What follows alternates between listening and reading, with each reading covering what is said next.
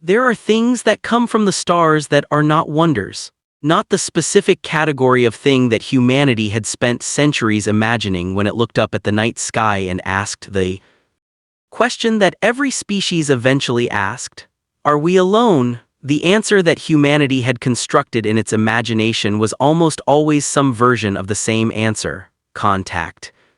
Communication, the slow, careful process of two civilizations finding each other across the void and deciding together what to do about the finding. That was the answer humanity had prepared for, had written stories about, had built scientific programs around, had spent decades pointing instruments at the sky in the hope of receiving. It was not the answer that arrived.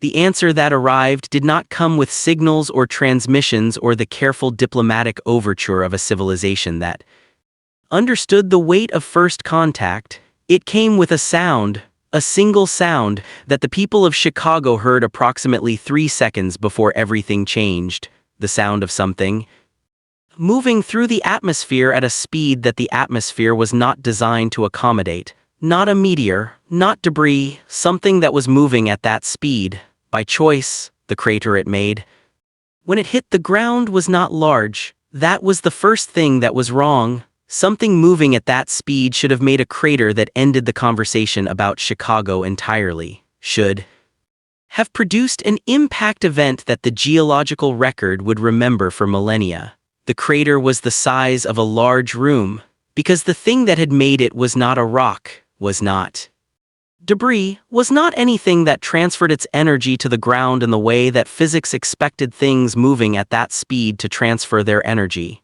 It had absorbed the impact into itself, into the body that had survived the entry through the atmosphere, that had survived the impact with the ground, that was now standing in the crater, looking at Chicago with eyes that had seen 1,000 cities on 1,000 worlds, and had never once looked at any of them with anything that could be called mercy. His name was Conquest, though name was perhaps too personal a word for something that had moved beyond the personal, beyond the individual, into the category of force, of inevitability, of the specific kind of thing that did not arrive, that happened, the way storms happened, the way earthquakes happened, without asking, without warning, without the consideration that the things in their path deserved any preparation for what was coming. He stood in the crater and looked at the city, and the city looked back from a distance, because the people of Chicago had learned,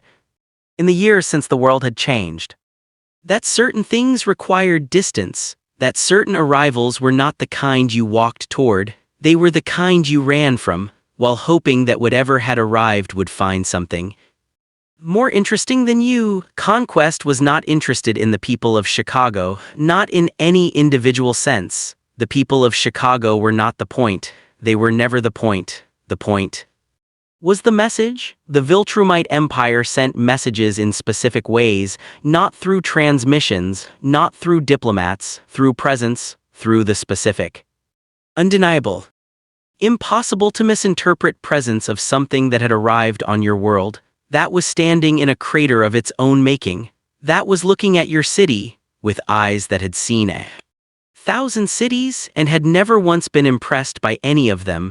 The message was simple. It had always been simple. We are here. Comply or do not comply. Either outcome is acceptable to us. One of them is considerably less acceptable to you. Choose. Conquest had delivered this message many times, on many worlds. He had a preference. He preferred when they did not comply, not because he was bloodthirsty in the way that smaller, weaker things were bloodthirsty, not from pleasure exactly, from something more fundamental, from the specific satisfaction of a being that had been built for one thing, and was doing that one thing as completely as it could be done. This was what Conquest was. A being for whom the purpose and the self had become indistinguishable, who was not doing what he did, who was what he did. The distinction mattered. A being that did terrible things could be stopped by removing the motivation, by changing the circumstances, by offering something different.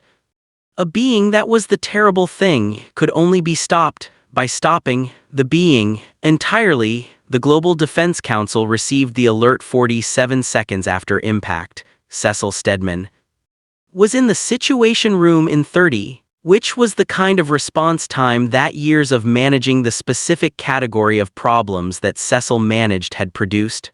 Not panic, not the scramble of someone encountering the unexpected, the specific controlled urgency of someone who had been expecting something like this, had been expecting it for years, and was now dealing with the fact that expecting something and experiencing it were not the same thing. No matter how much you had prepared, he looked at the screens, at the satellite imagery of the crater, at the figure standing in it, at the thermal readings, at the energy signature. His analysts were already talking. Viltrumite, confirmed Viltrumite signature, threat assessment. Cecil cut them off. He did not need the threat assessment. He had the threat assessment, had been running it in his head since the first alert. The question was not the threat assessment, the question was the response, the specific response to a Viltrumite arrival that was not Nolan Grayson. That was not the specific Viltrumite they had a relationship with, however complicated that relationship was. This was something else, something older. Something that the intelligence files described with the specific quality of language that people used when they were trying to convey something that language was not adequate for. Conquest. The files had a picture, an old picture, from a world that no longer existed in any form that could produce pictures, a figure in white and red, with a face that had been built by thousands of years of conflict into something that was beyond the expression of individual emotion. That was the expression of something that had moved past individual emotion into something categorical, into the expression of a category of being, rather than a specific being within the category. Cecil looked at the picture, looked at the screens, at the figure standing in the crater, the same figure. He had one question that determined everything. Where is Mark? The room was quiet for a moment. Specific quiet of people who had the answer and did not want to give it, because the answer was the wrong answer, the answer that made the situation worse rather than better. He's not on Earth, someone said. Cecil absorbed that. How long? At his current trajectory, a pause. 6 hours. Maybe 6 hours. Cecil looked at the screens, at Conquest standing in the crater, not moving, not attacking, waiting, with the specific quality of something that had all the time available, that had never needed to hurry, because hurrying implied the possibility of being too late, and Conquest had never been too late, had never encountered anything that made lateness a concern. Get me everything we have on him, Cecil said. Every piece of intelligence, every record, every account from any surviving civilization that had contact with the Viltrumite Empire and lived to document it. He paused. And get me every asset we have that might be able to slow him down, not stop him, slow him down. 6 hours, 6 hours. Between the arrival of Conquest and the arrival of the one person on Earth who had faced him before, who had survived him before, barely, at a cost that still showed. In the specific way that certain costs always showed. In the quality of the eyes, in the way a person moved, in the things they did not say, about what they remembered, about what it had cost, about what they had learned about themselves, in the surviving. But that Mark, the Mark who had barely survived, who had been young and afraid and fighting for his life against something that did not recognize the concept of mercy, was not the Mark who was coming. Was not the Mark who would arrive in 6 hours, or less, if he had heard, if the signal had reached him. If the specific quality of the alert that Cecil's people were preparing to send into deep space found the right receiver, in the right moment, the Mark who was coming was not that Mark.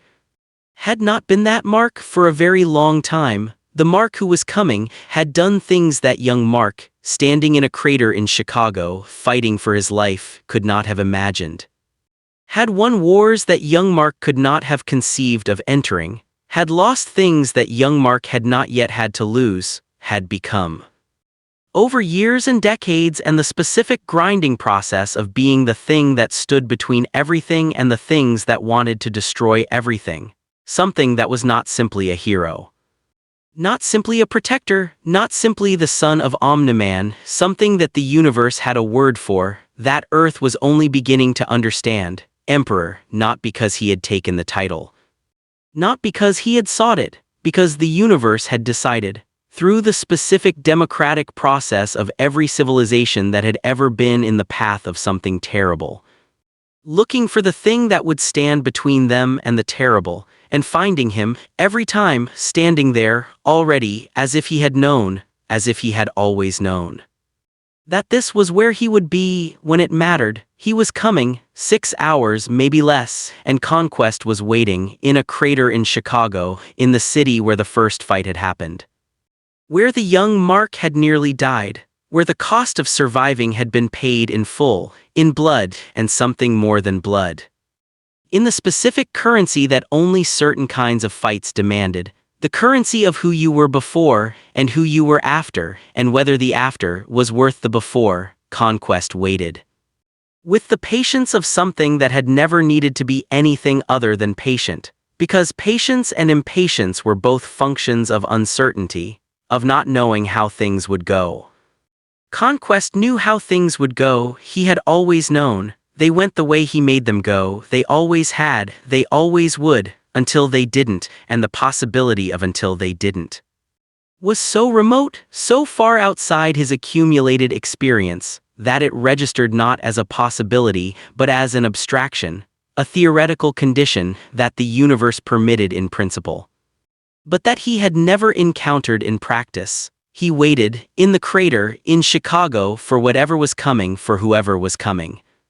With the specific quality of something that had waited on 1,000 worlds, and had never once been disappointed by what the waiting produced. The sky above Chicago was very blue. The specific blue of an autumn afternoon that did not know yet what it was about to become, what was about to move through it, from the direction of the sun, fast, very fast. The kind of fast that made the blue irrelevant. That made everything that was true about this afternoon irrelevant, except one thing that was true, that was going to remain true. Through everything that was about to happen, he was coming, and this time, he was not afraid. There is a difference between someone who becomes powerful and someone who is forged by power. The first is a story of acquisition, of finding things, of accumulating capability the way some people accumulate experience, layer by layer, year by year, until the layers are thick enough to matter. The second is a different story entirely. It is not a story of finding, it is a story of surviving, of being put into conditions that should have destroyed you, and coming out the other side, not unchanged, not unscathed, but present, still present, after everything. Mark Grayson did not become emperor, he was made into one. By everything that happened, by everything he survived, by everything he lost, by the specific process of being the thing that stood between the universe and the things that wanted to end it, for long enough, that the standing became structural, became the foundation of everything he was, rather than a thing he chose to do on any given day. Let us start at the beginning, not the beginning of Emperor Mark, the beginning of Mark, the boy, because the boy is the answer to every question about the man, because the man was made from the boy, in the specific way that all men are made from the boys they were, with the difference that most boys are not made from the specific material that Mark Grayson was made from. He was 17 when the powers came. Late, by Viltrumite standards, embarrassingly late, by the standards of his father, who had been waiting. With the specific patience of a man who had a plan, and who had been executing the plan for 17 years, and who had been waiting for the moment when the plan could move to its next phase. The powers came, and with them, the beginning of the education, not the education his father intended, the education the universe intended, which was different, in every way that mattered. His father was Omni-Man, Nolan Grayson, the most powerful superhero on Earth, or so the world believed. The reality was more complicated. The reality was that Nolan Grayson was a Viltrumite soldier sent to Earth, to prepare it for conquest, to weaken its defenses, to eliminate its protectors, to make it ready for the Empire. Mark learned this the way you learned things that destroyed the foundation of everything you had built your understanding of yourself on. Suddenly, completely, without preparation, without the mercy of gradual revelation. His father told him, and then his father hit him, and the hitting was not the worst part. The worst part was what the hitting meant, what it said about everything that had come before. About the man he had admired, the father he had loved, the hero he had wanted to become, all of it, recontextualized, in a single conversation that ended with Mark broken on the ground. And his father gone, into the sky, away from the planet he had decided was not worth what it would cost him. Mark lay on the ground, and made a decision, not consciously, not in words. In the specific way that fundamental decisions were made, below the level of language. In the part of a person that decided things before the conscious mind caught up, he decided that he was not his father, that the blood did not determine the person, that what he was made of did not have to be what he made. That decision was the foundation of everything that came after. The years that followed were not kind. The universe was not interested in being kind to Mark Grayson, it was interested in testing him. With the specific thoroughness of a testing process that did not have a fixed endpoint, that did not have a passing grade, that simply continued, presenting new conditions, new opponents. New versions of the same fundamental question: how much can you take and still be who you decided to be? On the ground, after your father left, the Flaxens, the Sequids, the mutant guardians. Angstrom Levy, who had taken everything Mark knew about fighting, and used it against him, had beaten him past the point where beating should have been possible. Had left him in a state that the people who loved him had not been sure he would come back from. He came back because that was what Mark did. He came back every time. Not because he was unbreakable, he was very breakable, had been broken multiple times in ways that left marks, physical and otherwise. He came back because the decision he had made on the ground, after his father left, was not the kind of decision that breaking could undo, was not located in the body. Or in the specific physical capability that bodies had, was located somewhere that breaking could not reach. And then conquest, the first time, when Mark was young. When he was still learning what he was capable of, when the gap between what he could do, and what he needed to be able to do, was large enough to almost kill him. Conquest had arrived on Earth with the specific purpose of eliminating the resistance, of demonstrating to the planet's population what happened to things that resisted. He had found Mark. And the fight that followed was not a fight in any sense that Mark had experienced before. It was an education, in what it meant to face something that was not simply stronger than you, but was structured differently, that operated on different principles, that did not have the specific limitations that humanity, even superpowered humanity, built into its fighters. The limitation of caring whether they survived. Conquest did not care whether he survived, not in any way that affected his performance, not in any way that created hesitation or caution. Or the specific pulling back that fighters who valued their own lives did without always knowing they were doing it. Mark learned what it cost to fight something like that. He learned it in Chicago, in the specific physical language of broken bones and torn flesh and the particular sound that the city made when two things were doing to it. What they were doing to each other, he survived at enormous cost to himself, to the people around him, to the city. He survived, and he remembered every detail. With the specific clarity that certain experiences produced. The ones that rewired you, that you did not remember the way you remembered ordinary things, but the way you remembered the things that changed what you were. By experiencing them, he remembered conquest, and he learned from the remembering, the way he learned from everything. Completely, without the filter of pride, without the need to reframe the experience as something other than what it was, which was he had almost died, he had almost died. Because he was not yet what he needed to be, and the gap between what he was and what he needed to be was the work, simply the work. The years after Conquest were the years of becoming.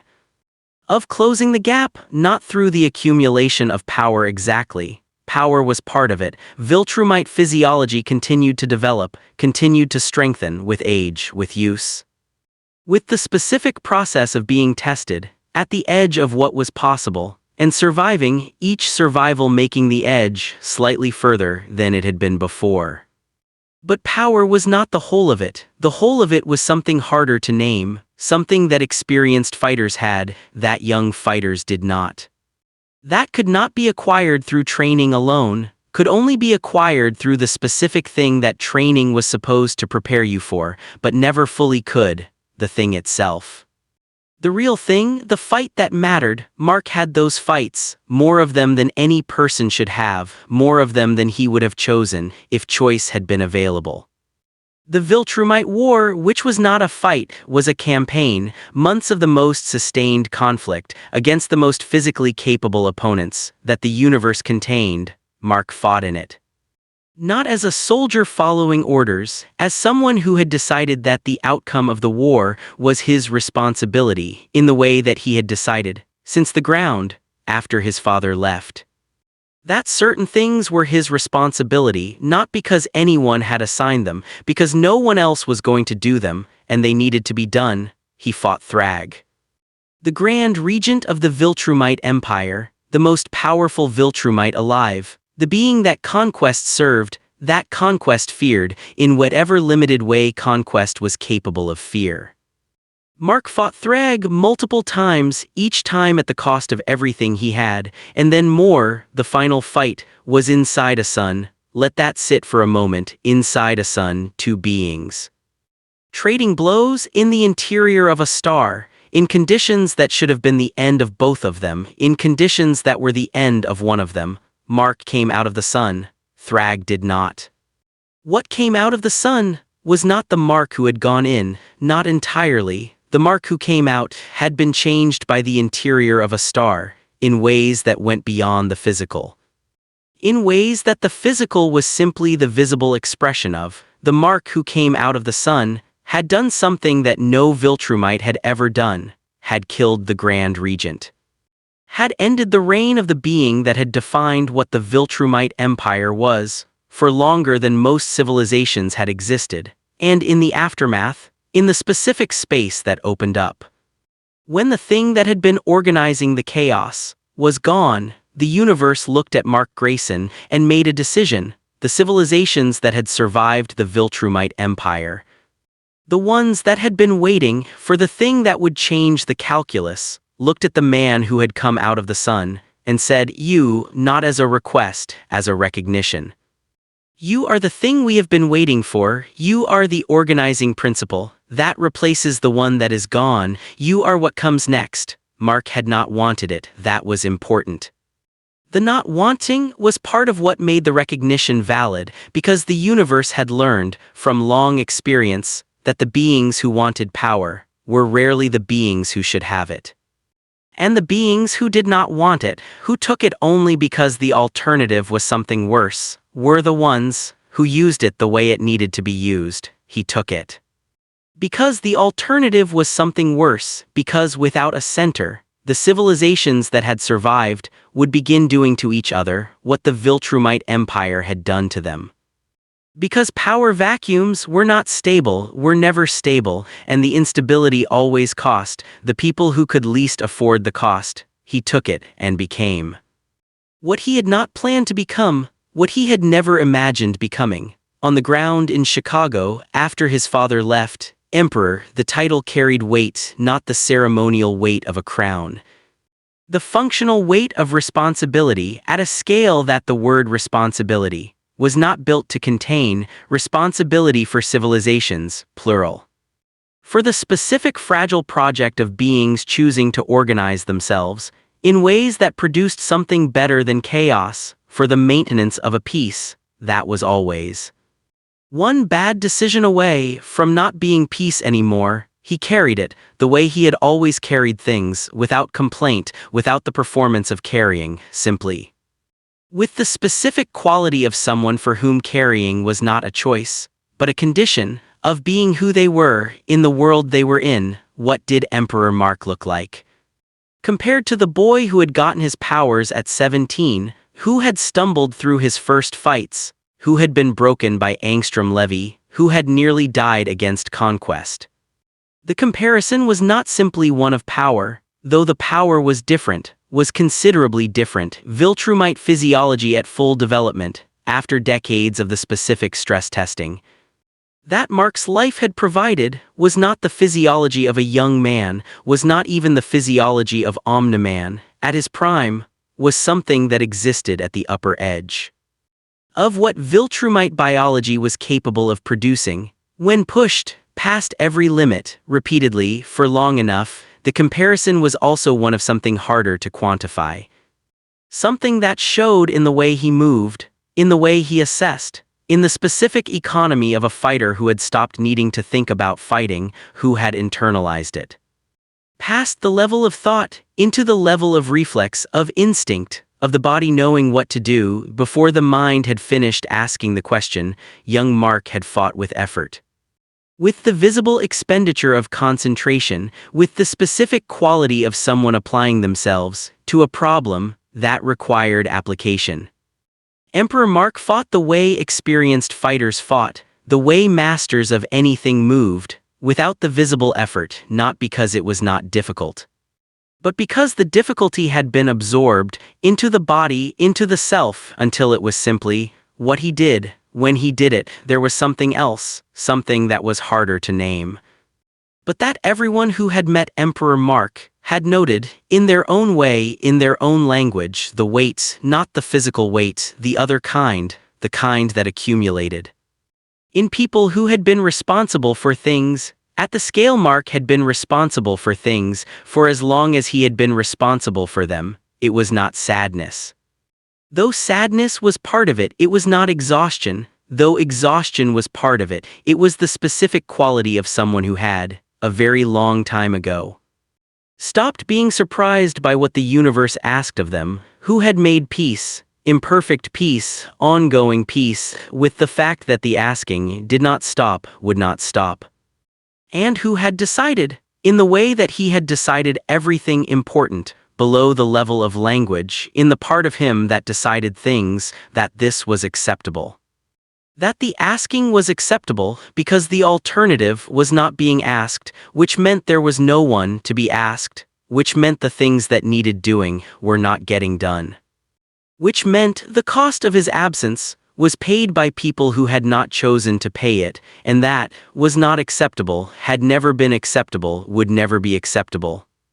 As long as he was here to be asked, he was coming to Chicago. The alert had reached him, Cecil's signal cutting through the noise of the universe, finding him in the specific way that things found him, because he had made sure they could, because being findable was part of the responsibility, part of being the thing that stood between everything and the things that wanted to end it. He was coming, and as he moved through space, through the specific dark between stars that he had crossed so many times, that the crossing had become ordinary, in the way that nothing about his life was ordinary, but that the repetition had made feel ordinary, he thought about Chicago, about the last time, about the crater, about what it had cost, about the specific things he had learned, in the surviving, about himself, about what he was capable of, about the gap between what he had been and what he had needed to be. He thought about Conquest, about the white and red, about the eyes, about the specific quality of something that did not recognize mercy. Not because it had considered mercy and rejected it, but because the category had never been available, had never been part of the construction. He thought about all of it, and felt what he felt when he thought about it, which was not fear, had not been fear for a very long time, something more precise than fear, more useful, the specific focused attention of someone who had faced a thing before, and knew what facing it again required. He was ready, not in the way that young Mark had tried to be ready, by preparing, by training, by telling himself he was ready, in the hope that the telling would make it true, ready in the way that came from having done it, from having been through the thing. And come out the other side, and understood not just intellectually, in the body, in the self, what it took, and knowing that what it took was available, was present, was his.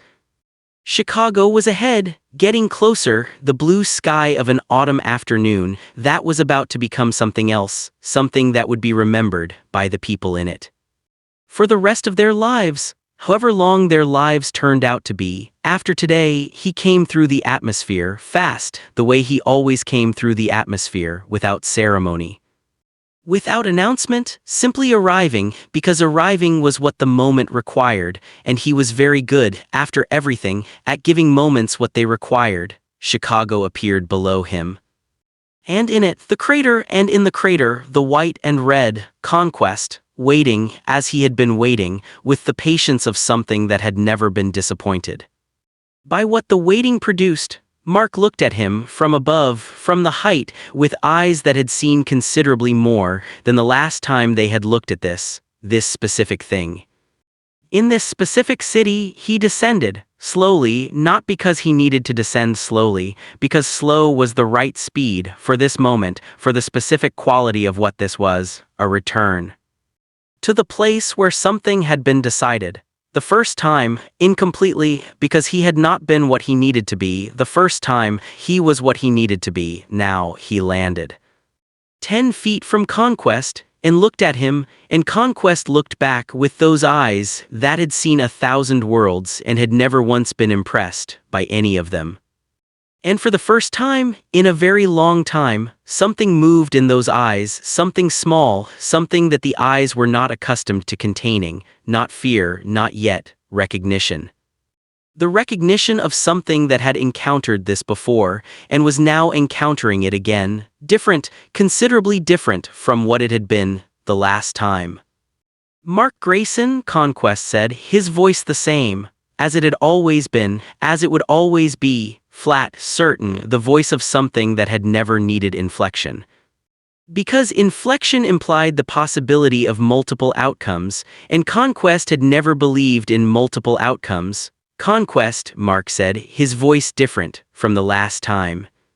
From the voice of the young man who had stood in this city, and fought this thing, and almost not survived, different in the specific way that voices were different. When the person producing them had been through everything that Mark had been through since the last time, flat, certain in a different way.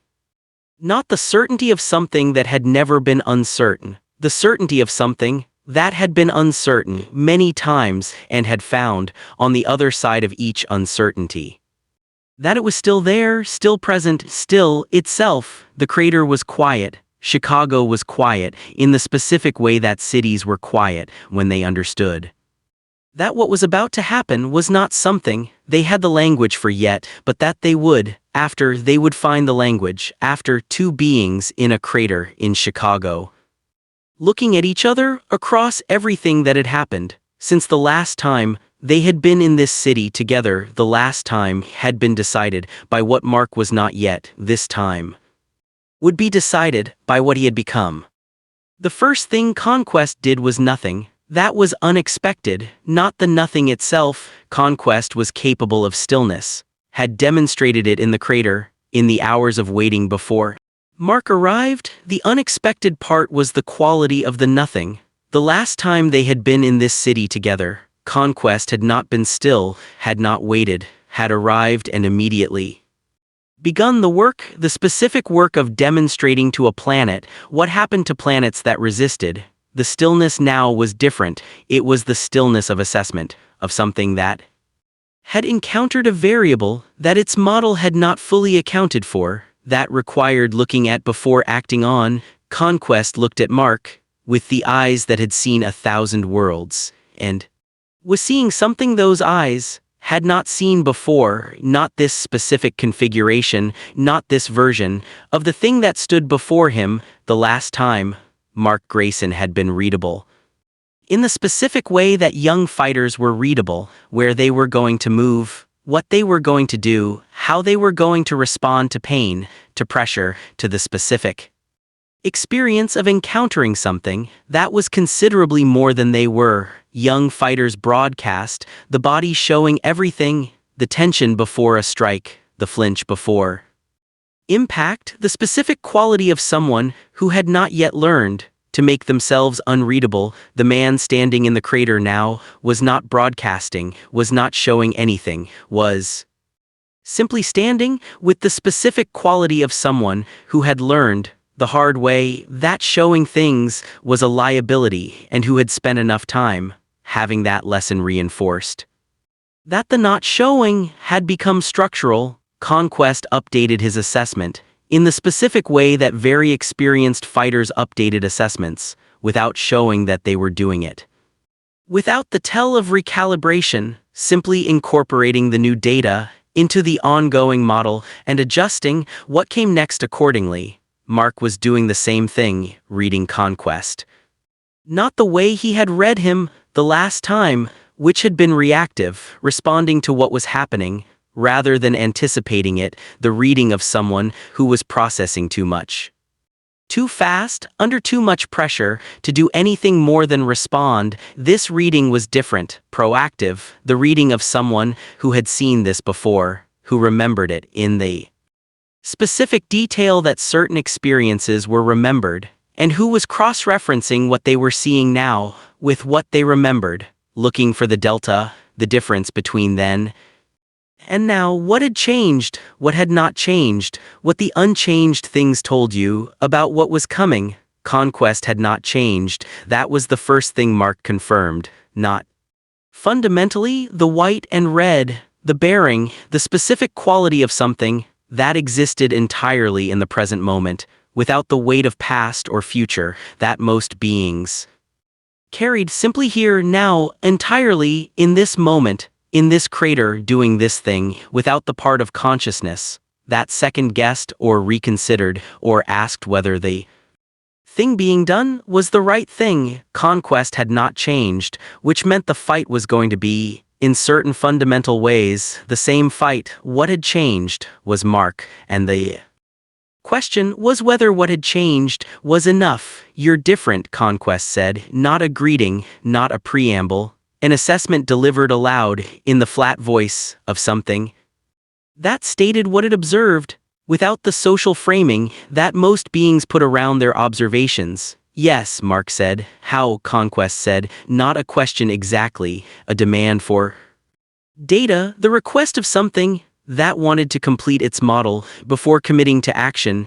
You'll find out, Mark said. Conquest looked at him with those eyes that had looked at 1,000 opponents and had never once seen one who answered the way Mark had just answered, with the specific quality of someone who was not performing confidence, who was simply confident in the way that came from having done the thing before and knowing what it required, and knowing you had it. Conquest moved, the stillness ending without warning, without the tells that less experienced fighters gave, without the tells that even most experienced fighters gave, the movement from nothing to full speed, in less time than the eye could follow, less time than the brain could process, before the processing was complete, before the signal had traveled from the eyes to the part of the brain that interpreted what the eyes were seeing, and sent the instruction to the body to respond. Conquest was already there, already in the space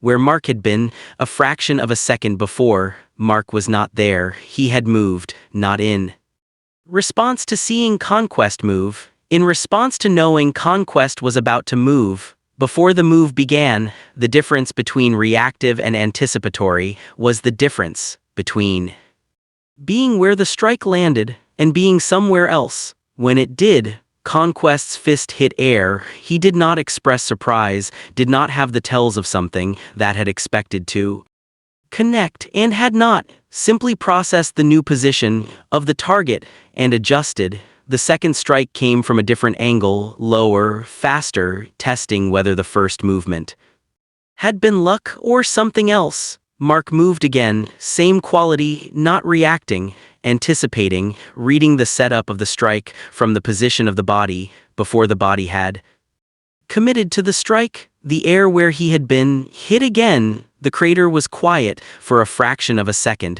while Conquest processed, while he updated the model, incorporated the new data, the data that said this target was not where it was going to be when the strike arrived, that the model needed to account for anticipation rather than reaction. Model updated and Conquest changed, not tactics exactly. Approach, the difference between trying to hit where someone was and trying to hit where they were going to be. He came again. This time differently, not committing to a single line. Multiple angles simultaneously, the specific approach of something that had encountered anticipation before and knew that anticipation had limits, could only go in one direction. At a time, Mark felt the shift, the change in approach, and made his own adjustment, not moving away from all of it, moving through it into the specific space between the multiple angles. Where the angles converged, where Conquest had to be to have sent them, and hitting, his fist connected with Conquest's face, full extension, full power. The sound of it was not the sound of a fist hitting a face. It was the sound of something that moved the air around the point of impact, in a wave, the sound of force applied at a level that the materials involved were being asked to absorb. At the edge of what they could absorb, Conquest went back, not stumbled, moved, with the controlled quality of something that was managing the physics of what had just happened to it. Rather than simply being subject to them, he caught himself 3 meters back from where he had been stood and looked at Mark. Something had changed in his expression, not much, a fraction, the specific fraction that represented the updating of a model that had just received significant new data. Mark looked back without expression, without the satisfaction that the hit might have produced in someone who was fighting with emotion. He was not fighting with emotion, was not fighting without it exactly, was fighting with the specific relationship to emotion that very experienced fighters had, where the emotion was present. But was not driving, was not in the seat, was somewhere else, acknowledged, contained, available, but not in control. The control was somewhere quieter, somewhere more fundamental. Somewhere that decades of this had built into the structure of him rather than the surface. Conquest touched his face, where the fist had connected, not checking for damage, assessing the specific information that the impact had provided, about the force behind it, about what had changed in the being that had produced it since the last time he filed the assessment. And came again, this time without the testing, without the probing, with the specific commitment of something that had finished its preliminary assessment and was now moving to what came after the assessment, to the actual work. Mark met it, the collision, when it came, when both of them committed fully to the same space, at the same moment. Was not like the collisions that the crater had seen before. When young Mark had fought here, those collisions had a specific quality, the quality of something uneven. Of force meeting resistance, that was real, but insufficient, that was doing everything it could, and losing anyway, slowly, at great cost. This collision was different, this was force meeting force at something approaching equivalence, not perfect equivalence. The question of equivalence was the question the fight was answering, would answer, over however long it took to answer it, but approaching, close enough, that the collision produced something different from what previous collisions in this crater in this city had produced. It produced a shockwave, the specific physical output of two forces meeting, at the level they were meeting, that moved outward from the point of contact in all directions simultaneously. The crater that had been a crater became something larger, the ground, responding to what was happening above it, the air, responding to what was moving through it, Chicago. Responding to the specific fact of two things that should not have existed in the same space, existing in the same space, and doing what they were doing to each other. And to everything around them. Cecil watched from the screens, in the situation room, with the specific expression of someone who had been managing impossible situations for a very long time and who had developed a functional relationship with the impossible that did not require the expression of the feeling The feeling was there, he was human. The feeling was always there, he simply did not let it into the room where the decisions were made. He watched the screens and watched the shockwave move outward from the crater. And thought about what he was watching, which was, he believed, for the first time since Conquest had arrived, a fight, rather than an execution, which was, under the circumstances, the best news he had received. All day, the fight had begun, in Chicago, in the crater, in the specific place, where something had been started years ago that had not been finished. That was being finished now, by a different version, of the person who had started it, who had survived it, who had become, in the surviving, exactly what this moment required. The shockwave moved through Chicago, and the city held, the way cities held, when they had no other option, when holding was the only thing available, and the two figures in the crater. That was no longer just a crater, continued, what they had started with the specific commitment of things that did not stop until it was finished, one way or the other. The blood was the first thing that changed the quality of the fight, not its direction, not its outcome, its quality, the specific thing that a fight became, when both participants understood that the stakes were real, that this was not a demonstration, not a test, not the preliminary exchange of beings finding out what they were dealing with. This was the actual thing, the thing that had been building since the moment Conquest had landed, since the moment Mark had come through the atmosphere, since before that, since the first fight, years ago, in this city that had not been finished, because Mark had not been what he needed to be to finish it. The blood came from Mark first, which was not a surprise. Conquest had millennia, Mark had decades. The gap in experience was not closed by what Mark had become, was narrowed significantly, but not closed, could not be closed, not entirely, not in one lifetime, even a lifetime. As full as Mark's had been, Conquest found the opening. In the third exchange, the specific opening that very experienced fighters found, not by looking for it, by creating it, by the patient, methodical application of pressure, in specific directions, that produced specific responses, that created specific patterns, that had specific gaps, that were available for exactly as long as it took for the fighter being pressured to recognize the pattern and break it. Conquest found the gap before Mark broke the pattern by a fraction. The strike connected with Mark's jaw at full extension, full power. The sound it made was the sound of the previous sound. Inverted, the sound of Mark's fist on Conquest's face was the sound of something landing that was not expected to land. The sound of Conquest's fist on Mark's jaw was the sound of something landing that had been built toward, patiently, over the course of 3 exchanges, with the specific satisfaction of a mechanism executing correctly. Mark went back, further than Conquest had gone. When Mark had hit him, the physics were not equal.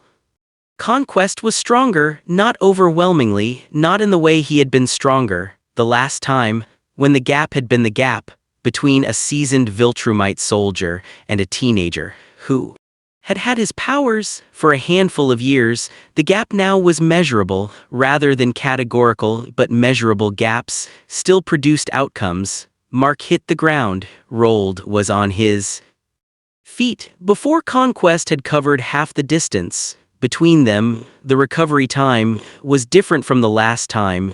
The last time, a hit like that had produced a different kind of recovery, the recovery of something that was not sure whether recovery was available. This recovery was different, was the recovery of someone who had been hit before, many times, by things that hit harder than this, or as hard, and who had a specific relationship with being hit that had been developed over years of being hit, at the edge of what was survivable.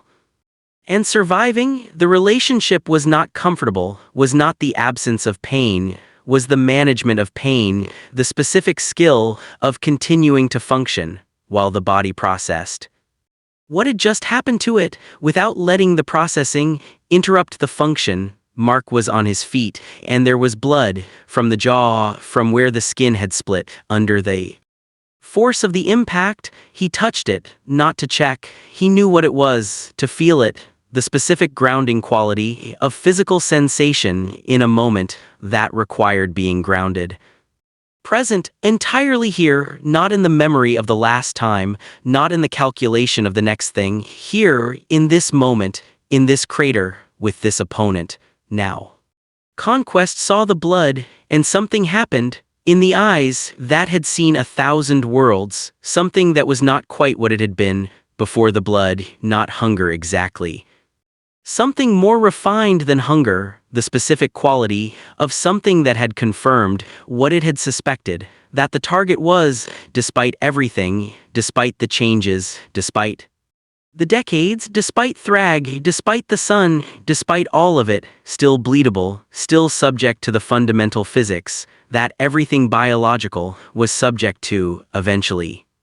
With enough force, applied correctly, Conquest pressed, the confirmation of bleedability changed the approach from the methodical construction of the first exchanges to something more direct, not reckless. Conquest was not capable of reckless. Recklessness required the possibility of fear, and fear required the possibility of loss, and loss required valuing something that could be lost. Conquest did not value things in the way that produced fear. More direct, in the specific way of something that had identified the productive line of attack and was now pursuing it without the preliminary work that had been necessary. Before the identification, he came at Mark with the full expression of what he was, and Mark felt it, the difference between the exchanges before and this, the exchanges before had been Conquest operating at a level that was significant, but contained the specific level of something that was still learning what it was dealing with. This was different. This was Conquest having learned what it was dealing with and deciding what the learned information required. Mark took 3 hits in rapid succession before he found the response that the new approach required. Each hit was a data point about the specific rhythm of Conquest's full commitment, which was different from the rhythm of the preliminary exchanges.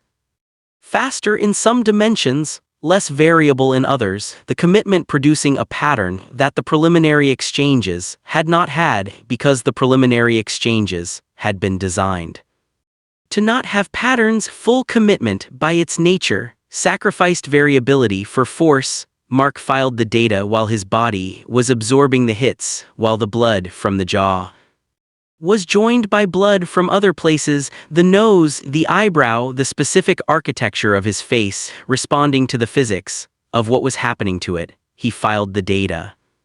And on the 4th hit, he was somewhere else. When it arrived, the pattern identified, the response implemented without the gap between identification and implementation that less experienced fighters had directly in the body. The way reflex was direct. The 4th hit heir, and Mark's response was already in motion before the 4th hit had finished, not hitting him. 2 strikes, rapid to the body, not the face, not the obvious target, the body, where the organs were, where the force of a strike at this level had a different kind of effect than the face, which was built for impact by Viltrumite physiology. The body, which was not to the same degree. Conquest absorbed the first strike. The second produced something that Conquest's body expressed before Conquest's anything could prevent the expression, a sound, small, involuntary, the sound of a body being asked to process more than it had been expecting to process in that specific location, in that specific moment. Conquest stepped back, 1 step, managed, controlled, but a step back, and now there was blood from Conquest, from the mouth, the specific result of internal pressure applied correctly, finding the path of least resistance. The crater was quiet. For a moment, both of them processing what had just happened, what it meant, what it told them about the fight, about the opponent, about what was going to be required from here.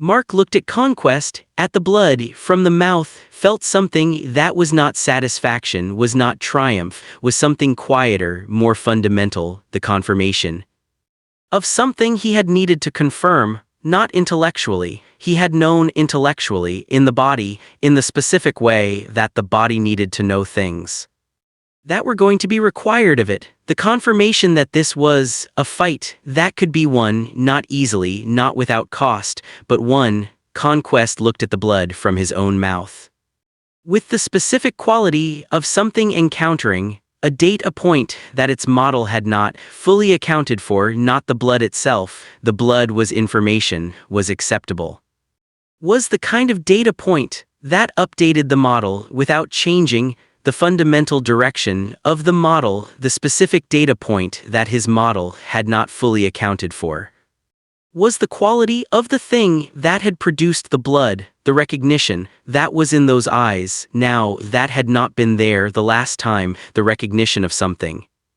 that had been in this fight before, not this specific fight, fights like this one, at this level, against opponents that were not simply stronger, but were structured differently. Who understood things about the fight that younger fighters did not understand, could not understand, without the specific education that only certain experiences provided.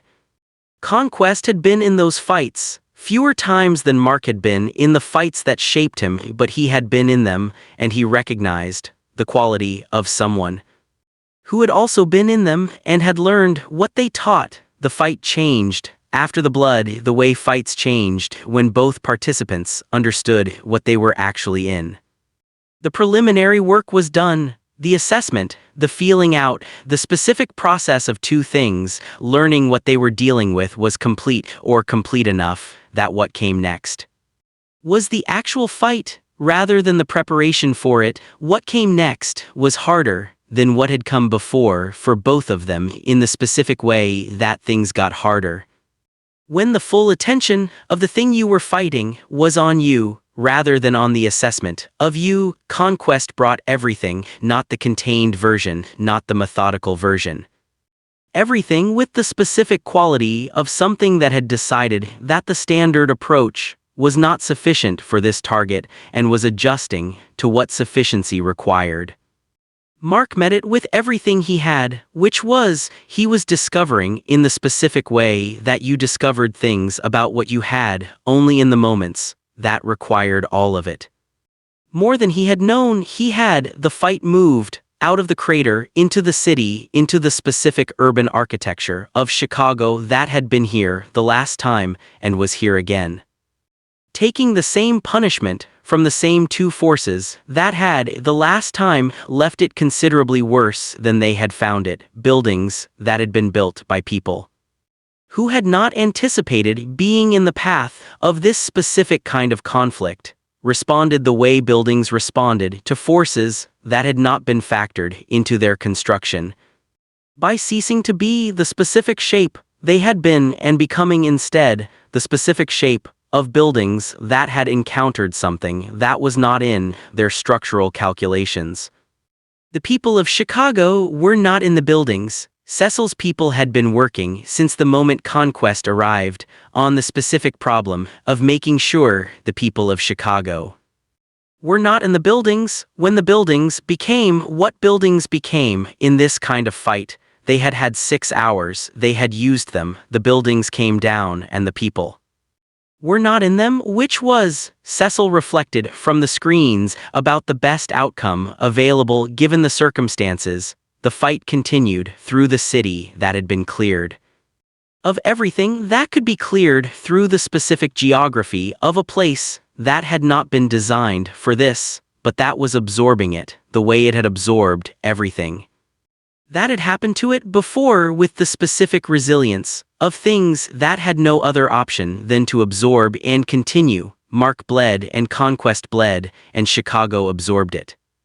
And the fight continued toward whatever it was going toward the answer to the question that had been asked the first time in this city years ago and had not been answered. Then, because Mark had not been what he needed to be to answer it, He was what he needed to be. Now, the question was whether what he needed to be was enough. The fight was answering that, one exchange at a time, one hit at a time, one piece of blood at a time, in the city that had seen this before, and was seeing it again, and was holding the way it always held, because holding was what it did, because there was no other option than to hold and see what the holding produced. There was a moment in every fight that Mark had learned to recognize, not from training, from the specific education of having been in enough fights, at high enough stakes, that the moment had presented itself enough times to become recognizable, the moment when the fight stopped being a fight and became something else, something that did not have a clean name. In any language he knew, something that was past the point where either participant had the option of stopping, not because anything external prevented stopping, because the internal architecture of what was happening had moved past the point where stopping was a category that existed for the things involved, where the only categories that existed were continue or end, and end meant something specific. That was not stopping. The fight with Conquest had reached that moment.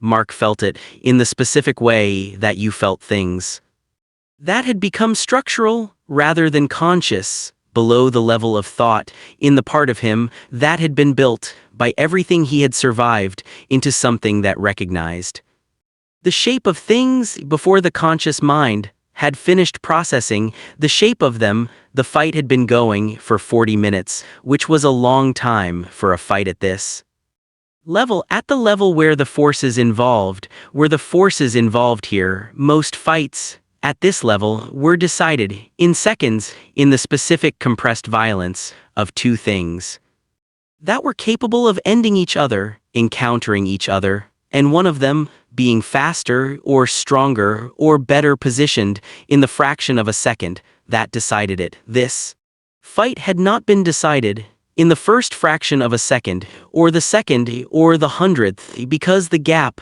between them was not the kind of gap that fractions of seconds decided, was the kind of gap that 40 minutes decided and had not yet decided. Chicago was unrecognizable in the specific radius of the fight. The buildings that had been cleared were no longer buildings, were the specific aftermath of buildings that had been in the path of something that did not make accommodations for buildings. Cecil watched from the screens with the people who watched with him, in the specific silence of people who understood that what they were watching was outside the range of anything they could affect.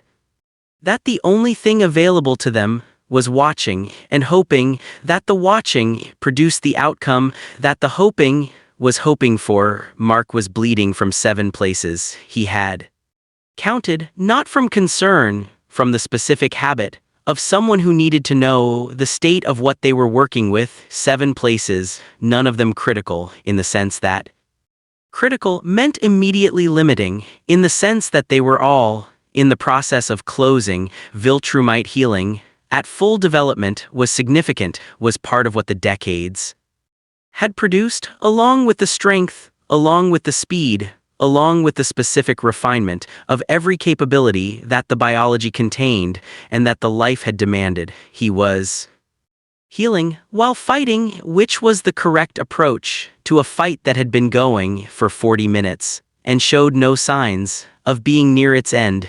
Conquest was bleeding from 4 places, fewer than Mark, which was the honest accounting of the gap that still existed between them, not categorical but present, real, producing outcomes that the accounting recorded faithfully without interpretation. Conquest was also healing faster than Mark, which was the other honest accounting of the same gap from the other direction. The fight was not going the way Conquest had expected it to go. Mark could see that, not from expression. Conquest did not express, not in ways that most beings expressed.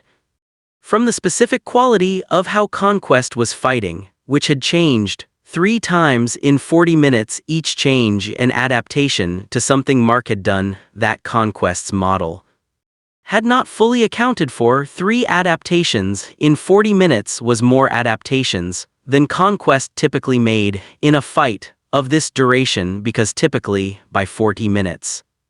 The fight was not requiring adaptation, was requiring only continuation of whatever had been working from the beginning until the end. This fight was requiring adaptation, which meant that what had been working was not fully working against this specific target in this specific configuration, which was the data that Mark had been building toward since the beginning.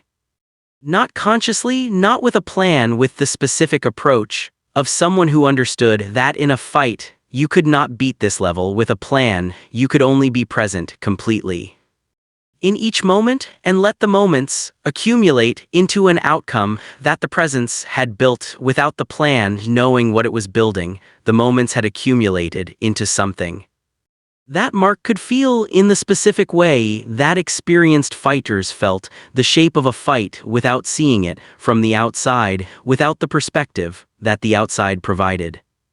From the inside, from the specific position of being in it entirely, he could feel that the shape was changing, that the 40 minutes had produced something that the first minute had not contained. A shift in the specific quality of what the fight was. The shift was not in his favor, not yet, but it was no longer entirely against him.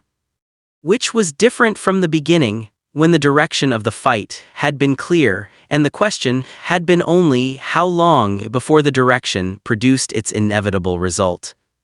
The direction was no longer clear. That was the shift, and shifts, in Mark's experience, did not stay neutral. They moved in one direction or the other depending on what the participants did with them. He pushed, not the way he had pushed earlier in the fight, when pushing had meant applying everything he had to the problem of not losing faster than was survivable. This pushing was different, was the pushing of someone who had identified where the shift was and was applying everything they had to the specific point of the shift to make it move in the direction that needed it to move. The specific point was the third adaptation, the most recent one, the one Conquest had made 20 minutes ago. In response to something Mark had done that Conquest had not encountered before. The third adaptation was the most constrained of the 3, was the adaptation of something that was running out of the kind of room that adaptations required. Every adaptation narrowed the range of available subsequent adaptations because every adaptation was a response to a specific thing, and responses had implications for what came after them. Conquest's third adaptation had implications that Mark had identified and was now exploiting.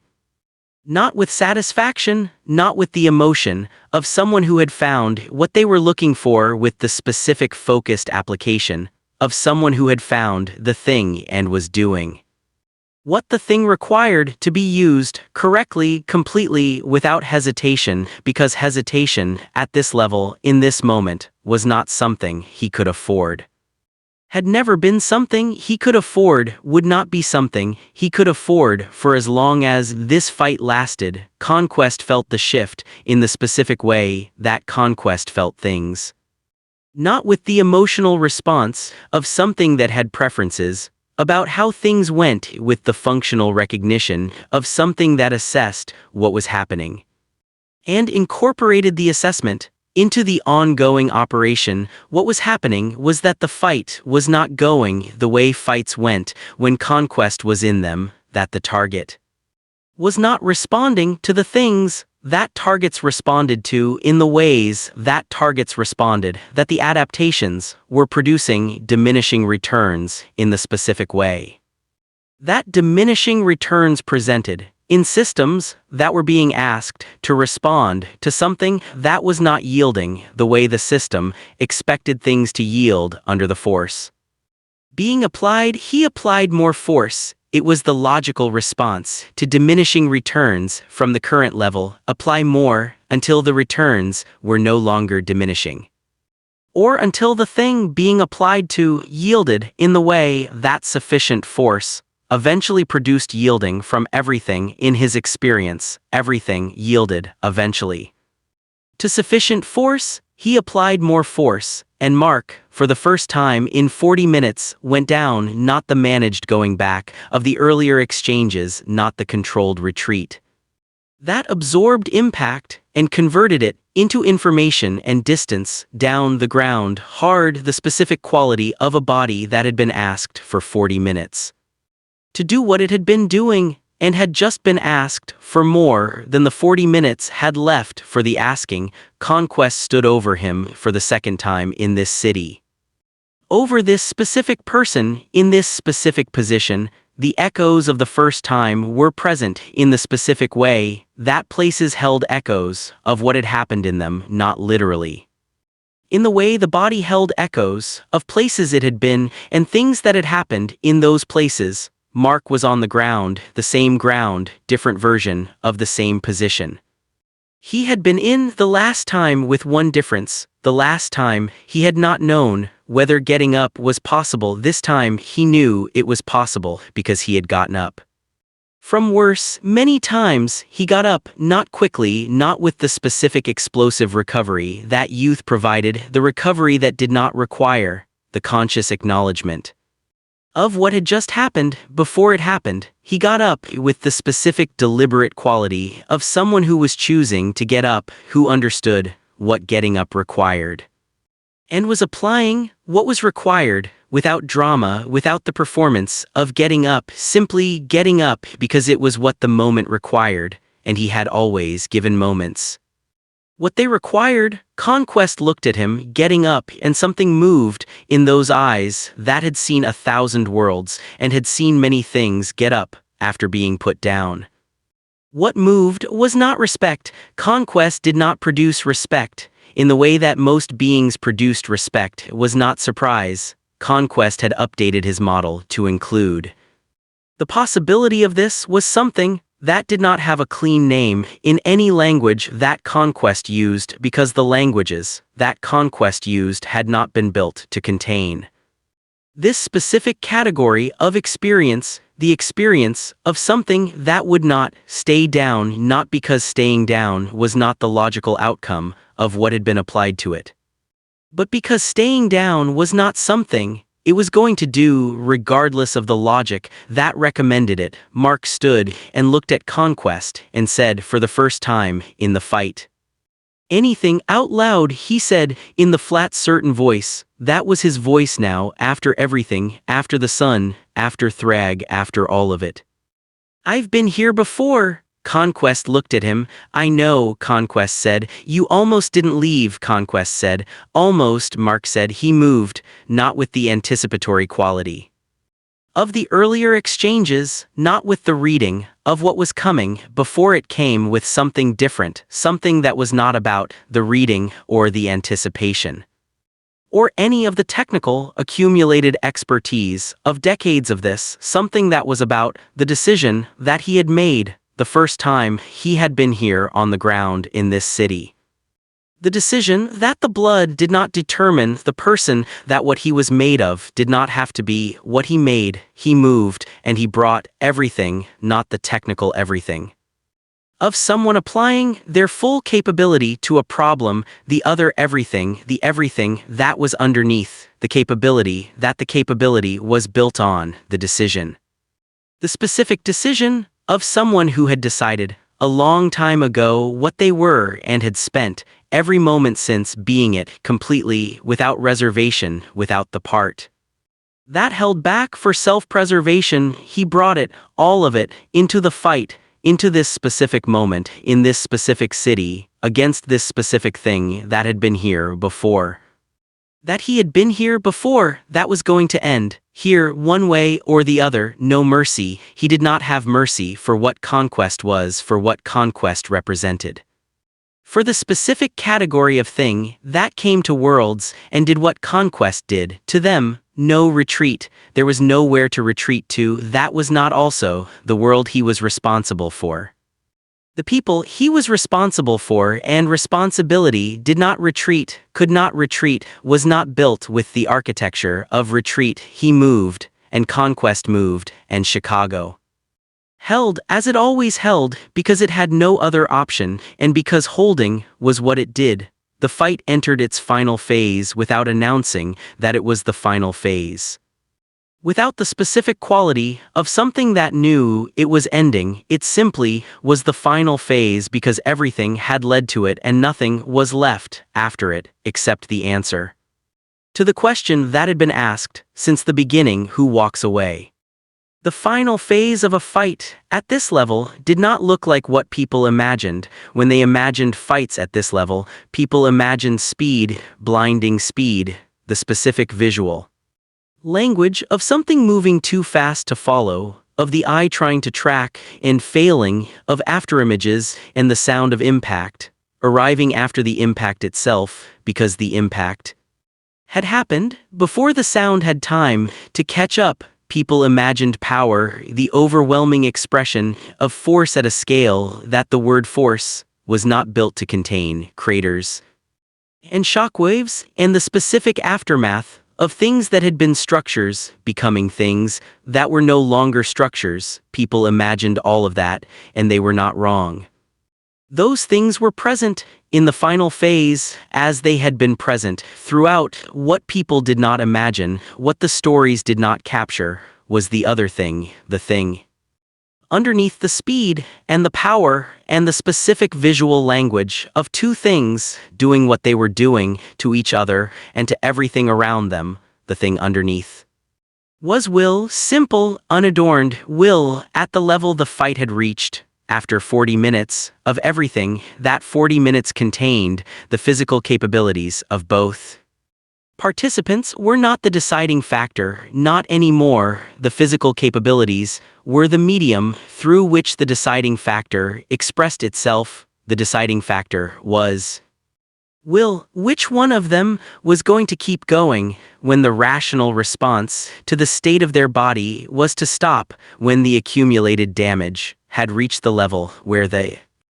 body, without the override of something more fundamental than the body, would have stopped on its own. Conquest had will of a specific kind, the will of something that had been built for one purpose, and that pursued that purpose without the interference of anything else, without the doubt, without the weight, without the accumulation of everything it had cost, because it had not paid the way things paid when they valued what the payment came out of. Conquest's will was clean in the specific way that things were clean when they had never been complicated by the things that complicated will in beings that had more than one thing they were. Mark had will of a different kind, the will of something that had been complicated by everything that had happened to it, that had been weighed down and had carried the weight, that had been broken and had come back, that had lost things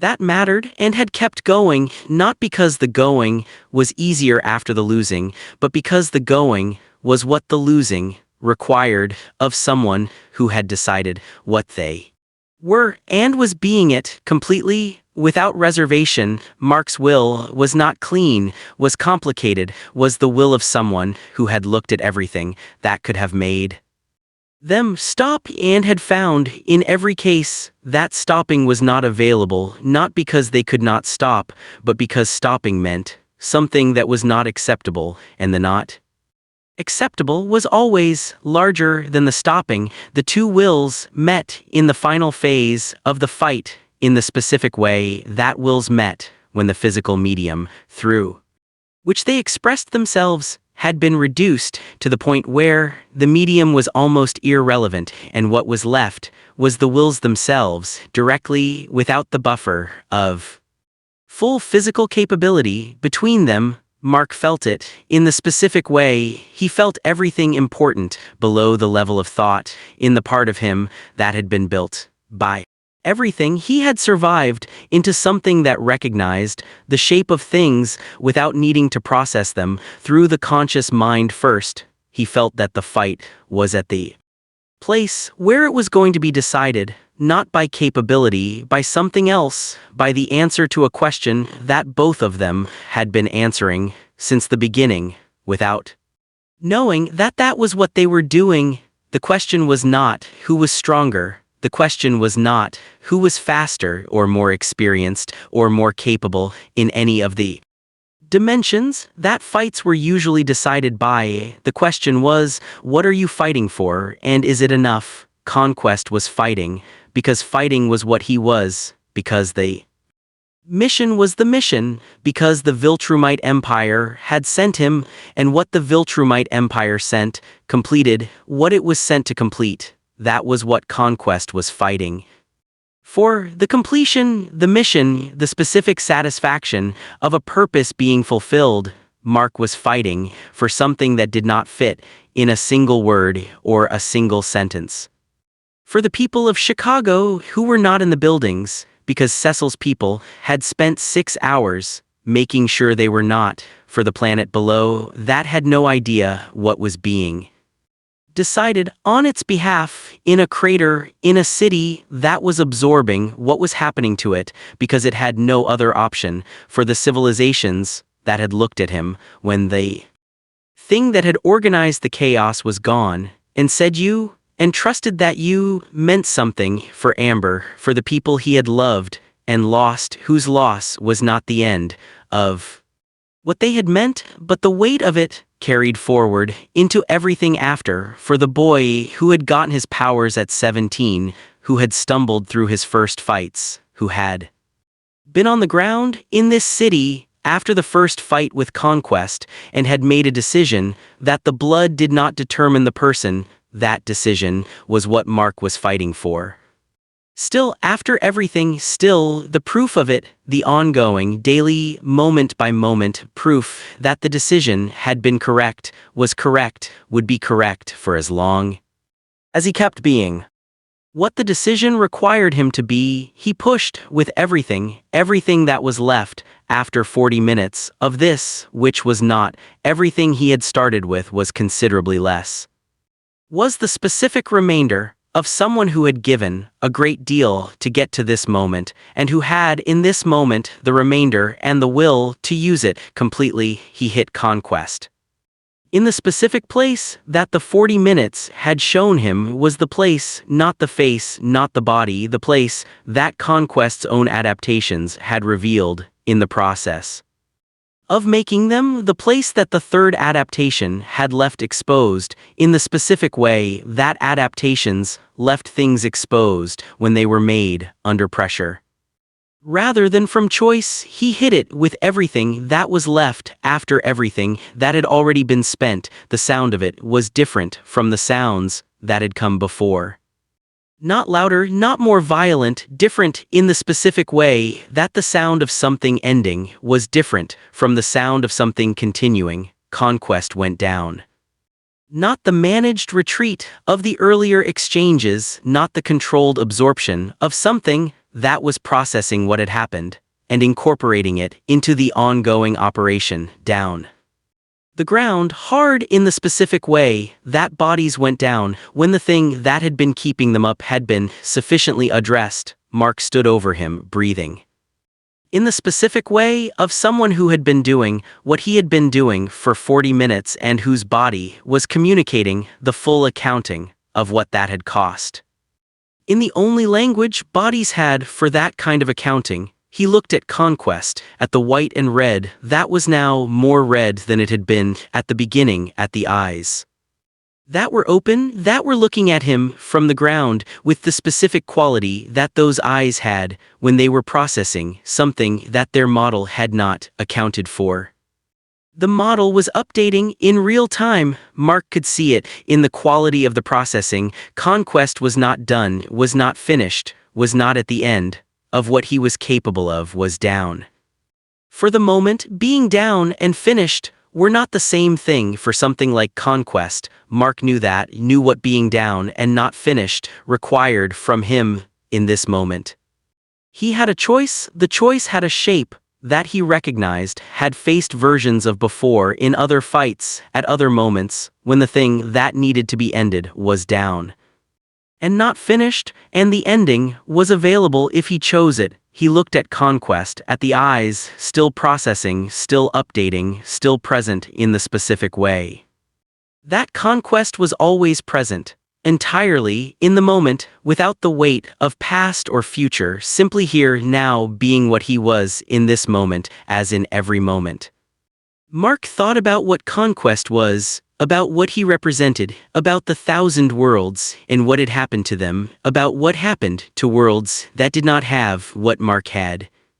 When Conquest came, he thought about all of it, in the specific compressed way that certain moments allowed, where the processing happened, at a speed, that normal time did not normally accommodate, and arrived, at a conclusion. He crouched beside Conquest, not to finish it, to say something that he needed to say, not for Conquest, for himself. For the record, for the specific accounting that he kept of everything he did, and why it's over, he said, in the flat, certain voice, that was his voice, after everything.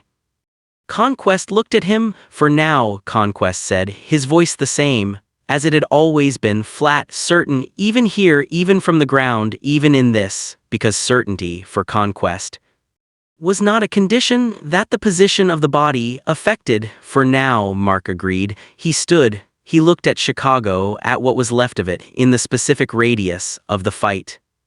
At the buildings that were no longer buildings, at the ground that bore the record of what had happened on it. He looked at all of it, and felt what he felt. When he looked at the aftermath of things that had been necessary, not satisfaction, not triumph, not any of the emotions that the stories assigned to this moment, in this kind of story. Something quieter, more honest, the specific feeling of someone who had done what needed to be done and who was still present after the doing, which was all you could ask of any moment that it left you, still present after it. Cecil's voice came through the calm that Mark had been wearing since before he came through the atmosphere. The small piece of technology that connected him to the world he was responsible for. Mark, Cecil said, the voice of someone who had been watching for 40 minutes and was now saying the name of the person they had been watching for, with the specific quality of someone who had not been entirely sure until now that the name was still applicable. Yeah, Mark said. How bad? Cecil said. Mark looked at Chicago, at the buildings that were no longer buildings, at the ground that bore the record. The city or me? Mark said. Both, Cecil said. City is going to need work, Mark said. I've needed worse. A pause, the specific pause of someone who was processing two pieces of information simultaneously. One of which was expected, and one of which was the information they had been hoping for since the beginning. Conquest, Cecil said. Mark looked at the ground where Conquest was. Still present, still processing, still updating the model with the new data that this fight had provided. Contained, Mark said. For now. Another pause. Understood, Cecil said. In the specific tone of someone who understood exactly what for now meant, what it always meant, in a world that produced the specific category of problems that Cecil's world produced. That for now was the best available, and that for now was enough. For now, Mark stood in Chicago in the specific aftermath of a fight that had started in this city years ago, and had been finished here today by a different version of the person who had started it. He thought about the boy who had been here the last time, who had been on the ground in this city after the first fight, who had made a decision that the blood did not determine the person. He thought about everything that had come after that decision. Everything it had required, everything it had cost, everything it had produced, including this moment, this city, this outcome. He thought about whether the boy would recognize the man he had become, whether the recognition would go both ways, whether the man would recognize in the boy the thing that had made the man possible. He thought the answer was yes to both, that the boy was still in the man, in the specific way that the decisions we made when we were young stayed in us after we were no longer young. Not as the decisions of a young person, as the foundation of the person we became. The decision was still there, had always been there, would always be there for as long as he was who he had decided to be on the ground in this city after his father left. He looked at the sky, at the blue that was still blue despite everything that had happened under it today. The specific blue of an autumn afternoon that was now on the other side of what it had been before, still blue. He rose into it, slowly, not because he needed to rise slowly. Because the moment did not require speed, required something else, something that speed would have interrupted. He rose, and Chicago fell away below him, and he looked at it, at the city. That had absorbed what had happened to it, the way it always absorbed what happened to it because it had no other option, and because absorbing was what it did. He rose and thought about what came next, because there was always what came next, in the specific way that there was always what came next for someone with his responsibilities in his world. In the universe that had looked at him and said he thought about what came next and felt what he felt when he thought about it, which was not dread, had not been dread. For a long time, something steadier, more functional, the specific feeling of someone who had done this many times and would do it many more, and who had found, in the repetition, not exhaustion, but something more like what you found when you had been doing the right things long enough that the right thing and the thing you did were no longer two different things, were simply the thing you were. He rose into the blue of an autumn afternoon in Chicago that was still standing because he was still standing in it.